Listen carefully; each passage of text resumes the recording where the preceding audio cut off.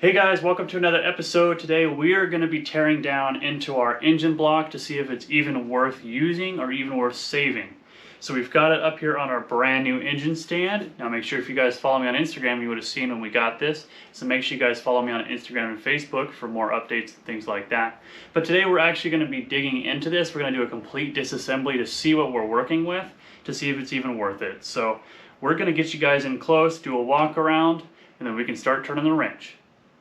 Alright, so let's get a good walk around of our block here. This is our exhaust side. So you've got some surface stuff on here, and it's got the original paint still on it. That grayish color was factory original. Like I said, this is a 2-liter from a fuel-injected car in our 82, so this is a 2-liter, so it's the biggest ones that they came up with. A little dirty there. So this is the biggest option you had for this car. Getting a good walk around, the cover's off. So we can actually see into these coolant channels, and we can see into the side, these bores, the outside of the boards here. Those actually look pretty good. Not a lot of buildup, nothing really crazy going on there. Looks good. Just a lot of surface stuff. And you can see this crank is this crank pulley is a little different, and that's because this is actually an AC car. So you need the extra belt to run the air conditioner, which sits up here, up here. Up here. The AC sits over here. So we've actually got the bracket for that, for the air conditioning to go on here. So we'll be able to run AC on this car, which is really nice. So that's why it's got a bigger crank pulley on here. Want to make sure we don't get that out of time. So this looks really good. The other side, not a whole lot of excitement over here, just more of the surface stuff. But the real question is in these cylinders. Now I've had some WD-40 sticking on here so that way we don't get any surface rust. But the cylinders actually don't look horribly bad. So you can see at the top where it was sitting for a while. You can even go into here into cylinder 1, and you can still see a little bit of hatching on here. But the cylinders don't look horribly bad, and the engine does turn freely. So this is actually so far looking pretty decent as a good starting point. But I'm actually really excited to start digging into this and actually get pieces out of it to get a good look. So let's get you back up here and we can start taking a look. Okay, so before we start taking this all apart, you're just going to need some very most basic tools. I actually have an electric ratchet. This makes things a lot faster, but you can do it with a manual one. And all you'll need is a very simple socket and wrench set. As long as it's got metrics 13, 17, 15, and 19. Those are going to be our most common. And then I've got a different assortment of lubricants. And then I've got some brake cleaner just in case we come across some really dirty parts and the socket won't fit on. So you may need some opening wrenches, some box wrenches, something like that, but shouldn't be too difficult. So I think we'll start at the top. We'll take this one off here. This is for our crankcase breather. So very typically you will see this hose cut or ruptured. And so you'll get oil all over the side here. And so when your starter is sitting right here, that oil will get all over the place. So you want to make sure that this isn't clogged up and that this isn't cut. Helps if I grab the right socket, huh? So this one's going to be a 13 here. Also helps if I go backwards, huh? Okay. Take that one off. I need to grab some pliers for that.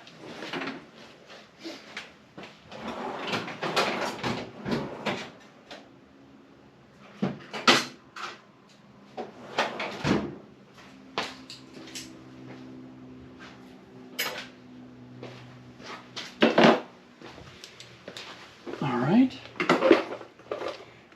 And these look like the original clamps. These are pretty old school clamps.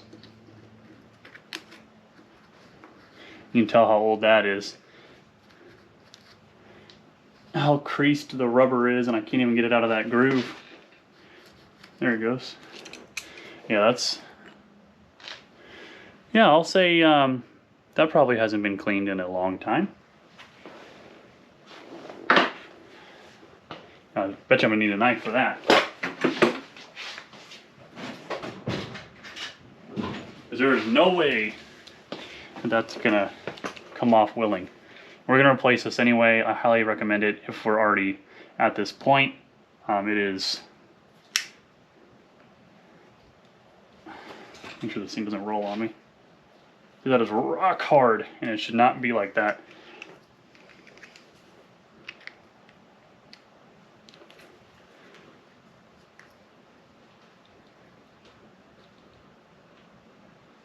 Oh, you can see how hard it is to cut this thing.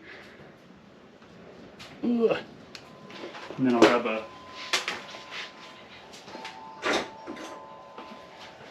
flathead and we'll be able to get this off of here. Yeah, you just see how... Alright, and there we go. Actually, it doesn't look too horrible in there, but it definitely was probably never cleaned. There's a lot of stuff in there, so we'll want to definitely get that on our parts cleaner. Alright, move on to this bottom. I really hope this will just kind of come off. Might need to move this up.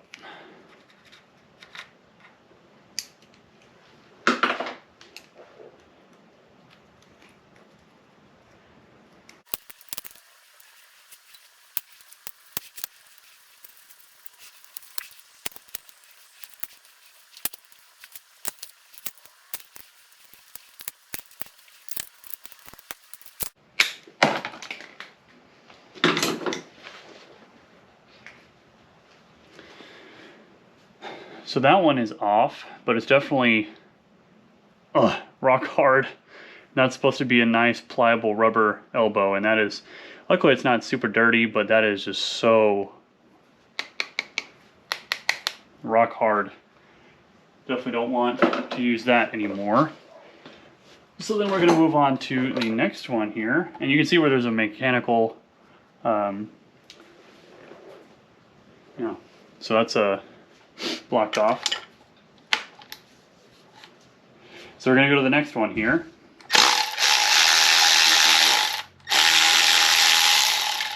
If we don't lose the nut. Bring this up. I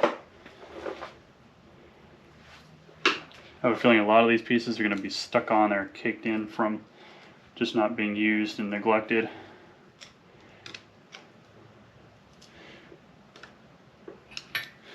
Yeah, this is definitely in there. Ugh.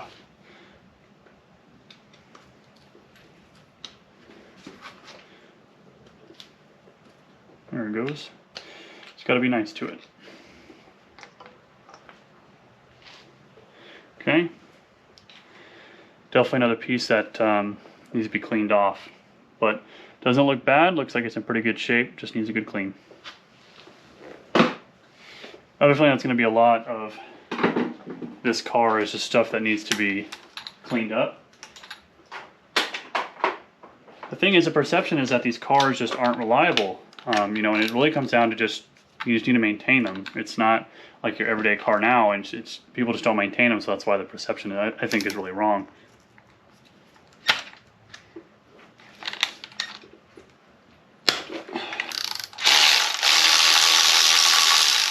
One, there should be 4. We're missing 2.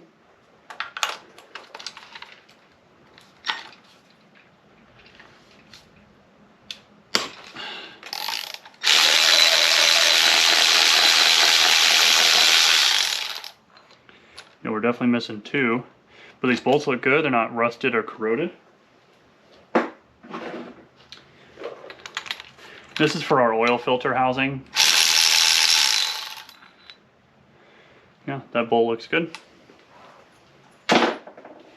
Again, it's just stuff that's dirty, so we can get a better look here. On the inside, that looks nice and clean. You don't see a lot of buildup, so that's nice. So far, I'm seeing nothing too crazy, just in need of a clean. So that's reassuring, and you know, it's not all caked up and clogged up. Even looking down the tube there, it looks pretty good. Our oil pressure switch is still on here, so that's also good.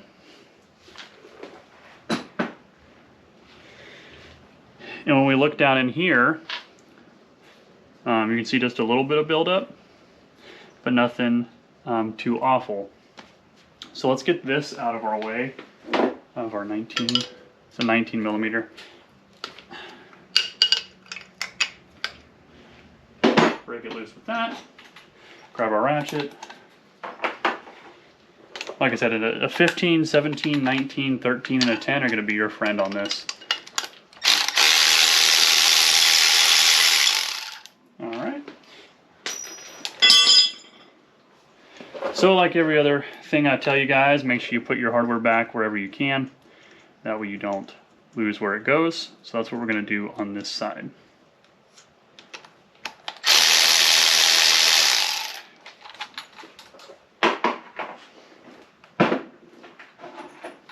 Same thing with dropping stuff everywhere and knocking you over. Today's not my day, I guess, huh? Put those in there. Put this in here. Like I said, we're missing 2 bolts, so they might be in the pack of stuff that we got. I'm not sure, but we'll have to see. So far we're looking okay. Just a good cleaning is really what it needs. So let's get this flipped over and take a look at it. Alright, so we got the engine flipped up on its side here so we can take a look at the crankshaft. When I bought this car with this engine, the oil pan was not on it, and that's kind of what scares me. This is where we're going to really find out if it's worth saving or not. You know, without the oil pan on there, it was exposed, and that just kind of makes me nervous. I don't know. According to the last owner, new bearings were put in it, but that doesn't really mean anything, frankly. So we're going to take our 15 millimeter and our ratchet here, and we are going to take these caps off, and I really think this is where we're going to find out if we can save it or not. So we're going to take the caps off. We're going to make sure we keep them in order. That way we don't lose where they go, and hopefully it can be saved or it's good. So here we go.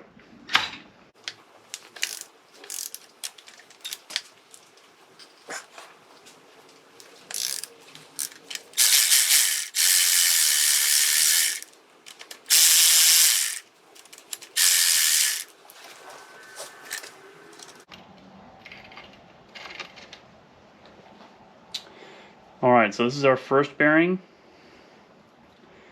and it doesn't look horrible. You don't see that copper color. That copper color means that it's worn through. So if you ever go to change your bearings or look at your bearings and you see a coppery reddish color, that means your bearings are bad and you need to replace them. Now the story about the new bearings, I could believe that because these do not look like they have a whole lot of mileage on them. But the other thing is the crank. So when I look at the crankshaft, we get a little bit of brake clean on here so we can take a look.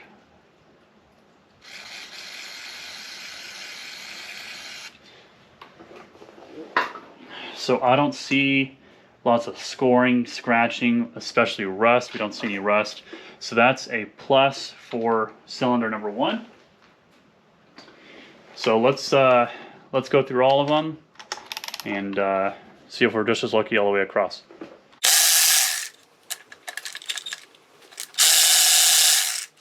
Well, I can tell you right now, those were not tight at all. So the story about new valves, or not new valves, new bearings has, I guess, more bearing to it. Don't hate me. So we're going to keep on going here. Hopefully we're going to be 2 for 2.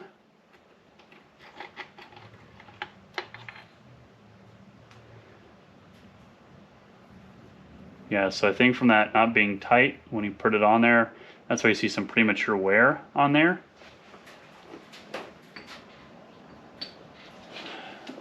Take some of this.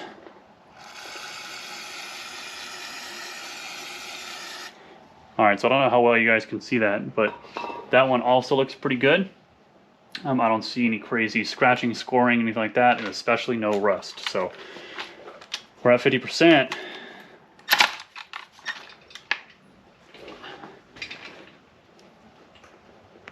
See, now this one's tight. That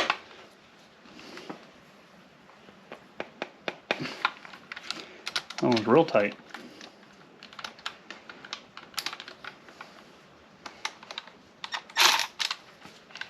That one looks like somebody rounded it off.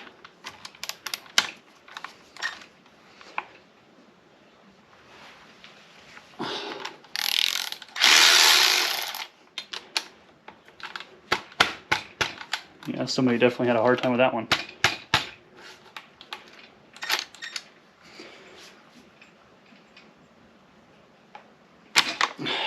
Yeah, somebody rounded that one off. We're gonna have to try that one a little later.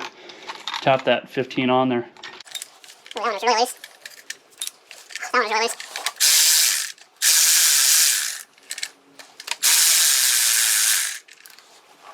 See what number 4 looks like. Again, looks pretty good. I don't see any of the copper color. Let's take a little bit of brake clean on here.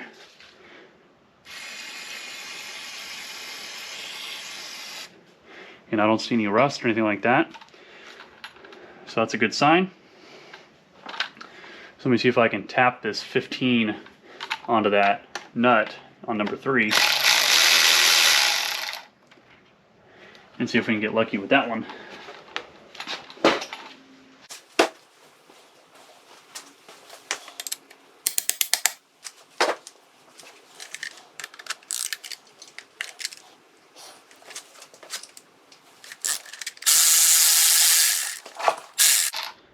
Alright, so we got lucky with that one. Alright, can we make it to 100%?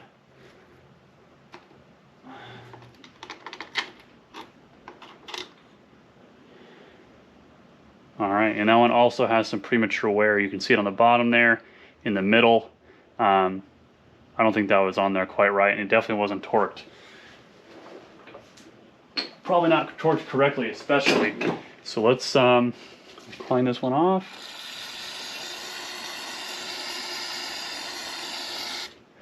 Yeah, I don't see anything crazy on there.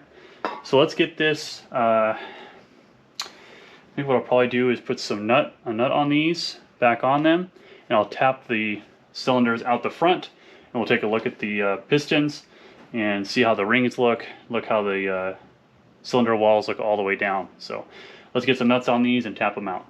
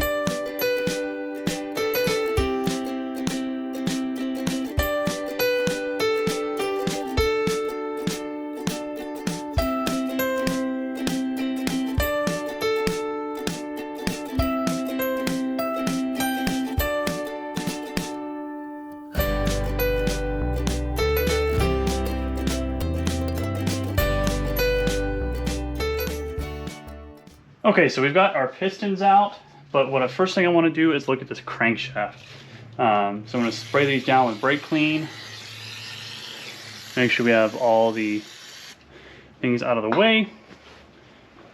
Now to turn this crank bolt is a 1.5 inch socket. Oh, and that turned really easy. So that can mean one of two things. Either our camshaft bearings are toast, or they're just not torqued because we haven't gotten there yet. So this actually doesn't look too bad. There is some scoring right there. Looks like there's just some debris on here. Doesn't look like it's trashed by any means. Looks like some dirt too.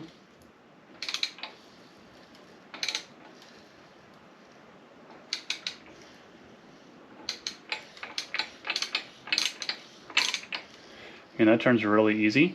And I think a lot of that debris that's on there, and you can see the dirt and stuff that's on there, that is from the bearings not being on there all the way, and that'll leave some of that bearing material behind as you turn the crankshaft. Now, I don't think this car ever ran when the new bearings were put in. You can see there's some material on there, right there. Feels like bearing material. I can take it off with my finger. Yeah. So there's that. So far I think our crankshaft is a good candidate for a polish and a reuse. So that is a good savings right there. See how easy it is to turn. You can hear a little bit of that grinding, which I think is probably some dirt that got in the end cap there. So let's take a look at our pistons. Number one bearing as it hits the floor. Number one bearing doesn't look bad. Does look like it's holding true to what the previous owner told me, that they were new. But yeah, definitely not on there correctly. You can see all the scoring down the middle. We'll definitely be replacing those. The skirting on the side of the pistons don't look bad. Probably original pistons, the factory ones with the reliefs in them. Definitely original, but the wrist pin is good. Turns nice and free, no binding or anything like that. The rod looks good, and the caps look good. Probably need a little bit of a polish on these as well. Nothing a machine shop can't take care of to re-round those out. So that number one isn't bad. We'll go to number two. I think the number two bearing fell somewhere. I have a feeling it's going to be along the same lines as the other ones, but this end cap looks a lot better than number one. The skirting has the same kind of marks on it, probably original. You can still see the material on it though, the ridging that's on it to help keep the oil up there. Top of the piston's dirty. Rings are free, that's a plus. The rod looks good. Don't see any cracks or anything in that. So far we're doing all right. And number three. Now number three looks like a straight brand new bearing. You could tell, but you can see that bright silver on the bottom. That means it was not on there correctly, or it was torqued incorrectly, or not at all. So that's definitely going to be replaced. Our connecting rod looks good. Nothing crazy. Our skirting, same story. Has some scoring on it, but still has the factory ridges. And the rings, you can hear the crap that's in there, so you can see it coming out as I'm twisting it. So that's definitely going to need replaced, but we've got that all taken care of. So we'll move on to number four, and this was real bad. I mean, this is probably some of the worst I've ever seen. And I mean, the rings are just completely gone, but look what else is gone here. The that's the oil ring. That's gone. But actually material built onto the piston between the first and second ring is completely gone. I mean, that's, I don't know what happened here, but you can see the etching on here, and you know that's going to dig into the cylinder walls. You know, there's pieces of ring in here. I mean, that's real bad. That's excessive. Real bad.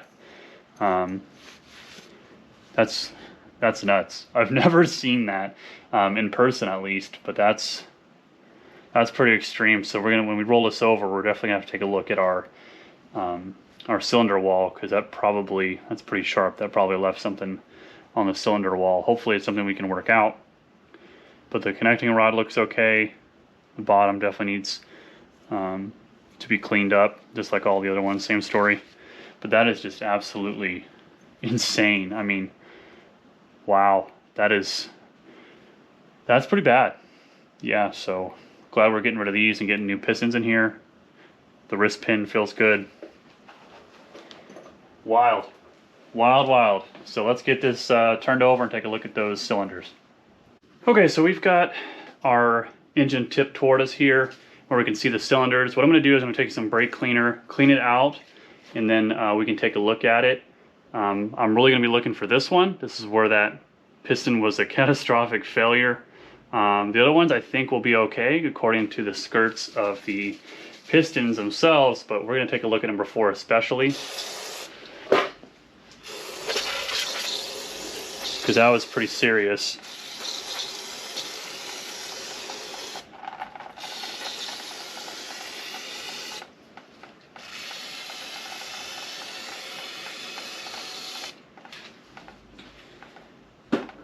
All right. So let's take a look here. Get you out of the stand a little closer. So number 1 looks pretty good. There's a little bit of a ridge right there. You might be able to see it where it's darker and lighter, but you can see cross marks on the cylinder, and it's super smooth. Just that little bit of a ridge at the top, but nothing, some honing can't really take care of that. Number 2, same story. You can feel a little bit of a ridge right here at the top, but this is where all the compression and the explosions happen in the engine. So I'm not too surprised by that. It's very uncommon. I'm going to wipe away some of this debris here. You can see some of those etching marks. So that's all right. Looks pretty good. It seems to be cleaned up. Number 3, again, has the ridge, but does have a little bit of stuff going on here on the side. But otherwise, it looks pretty good. And lucky number 4. So this is our catastrophic failure. Oh yeah, you can see it right here. You can definitely feel it from where that piston was scratching the whole length of the cylinder wall. Now, what we'll probably have to do is take this to a machine shop and have them take care of it, because that's pretty significant. I mean, it's catching fairly easily. But the good news is where that ring failed, which I think was the equivalent of up here on this side, it was not too bad. I don't see any crazy damage up there. So this is our only line. I don't know if you'll be able to see that line there. So I'm really hoping that's something that we can take out. But otherwise, I think we're in good shape here on the block. So let's flip it one more time back over and take a look at the crankshaft. All right, now we've got our engine flipped back over. Now before we can even get these caps off, you got to take the front pulley off. Now this is a 1.5 inch socket. Don't let me fool you, it is not this easy. These things are torqued to like 150 some odd foot-pounds on the front of the crank. So if you get all these undone and then go to do this, you're gonna have a flopping crankshaft. You don't want that. So make sure you remove these first. Otherwise you're gonna be in a world of hurt. And I had to use a 1-inch ratchet with a cheater bar on it and put my full 165-pound self, which ain't much, on it to get it off. So our pulley is off. You see I put some lubricant on there. So that is off. It's got some weight to it. And this one also has a front gear for the drive belt, and that also comes off. Okay, so don't let me fool you on that. And these, I believe, are going to be 19s. Yeah, 19s on the end caps.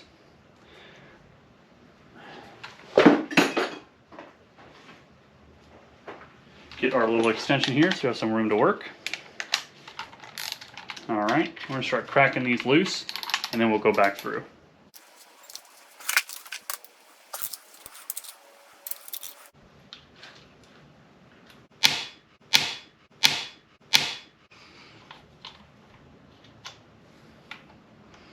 Well, so much for that.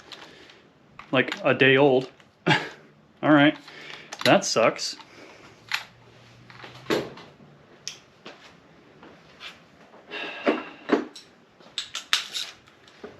Gonna do it old school. All right, well now we're going on to the old school way. So we've got a breaker bar. Just gonna break these loose.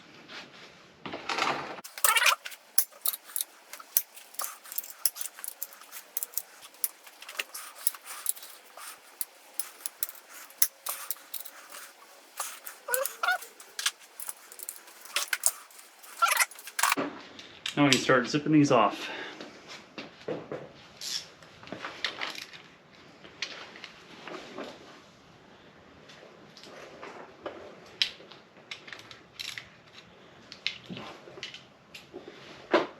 Probably faster by hand. There we go.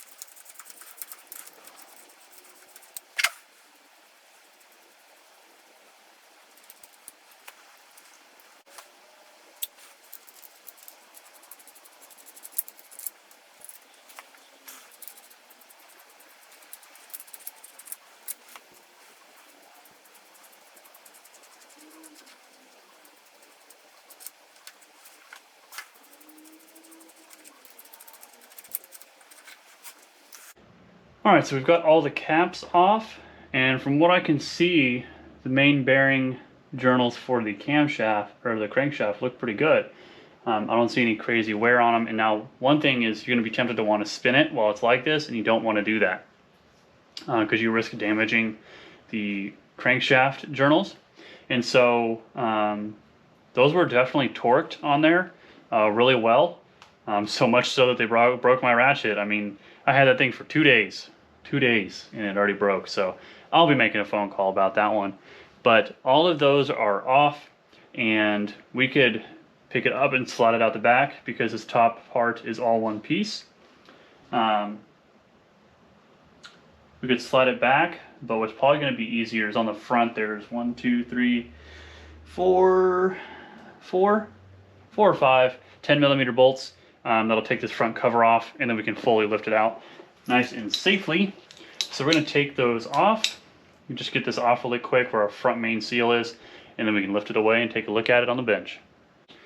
Alright, so we're able to unscrew our front cover, and this is already a sign that I know somebody's been in here. This orange RTV stuff is just no good, so we know someone's been in here before. If we look at our gasket here, and it's just soaked in that orange RTV. So good thing we're getting in here, getting it out. So let's remove our crankshaft. Nice straight out. There we go, just like that, and we'll get it on the bench. Alright, so we've got that on the bench so we can look at it. Put these screws back in. Well, we can look at our bearings in here for our crankshaft. This one went with the crank, but they actually don't look too bad. So you're focusing on these screws. So they actually don't look too bad. Take a rag and look at them here. We're going to replace them anyway, but get some of that stuff off there. Take a look. So we saw it rotate pretty easily, and we saw just how torqued it was on there, especially when it breaks my ratchet. So that was definitely tight, and it rolled over really smooth. You can still see the cross hatching on here underneath that middle journal there. Let's see if we can do the same thing on these. Take them out and take a look.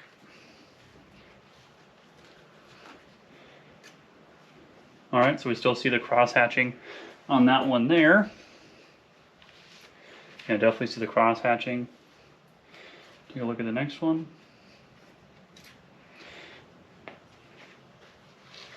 Yeah, these look really good.